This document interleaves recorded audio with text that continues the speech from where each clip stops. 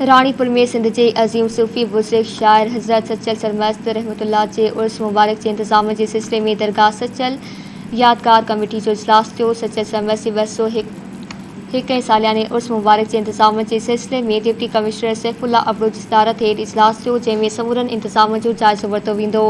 इजलास में दरगाह हज़रत सचल सरमस्त जे सजादनशी जे भाउ ख्वाजा नज़रुल हक़ समेत सचल यादगार कमेटी जा समूरा मेंबर्स उहदेदार दरगाह के खलीफ़नि शिरकत कई। इजलास में सिविल सोसाइटी सरमस्त जमात के खलीफ़नि दरगाह के तरक्याती कमनि में नज़रअंदाज करण जूं दाहूं कई वियूं। उन मौके ते ख्वाजा नज़रुल हक़ फारूकी ॻाल्हाईंदे चयो त गुज़िरियल 3 सालनि खां दरगाह ते को बि तरक्याती कमु न थियो, जे सबबि हिन वक़्ति मक़बरे समेत दरगाह मुख़्तलिफ़ बुनियादी मसइलनि ते बड़िजड़ी वियो आहे।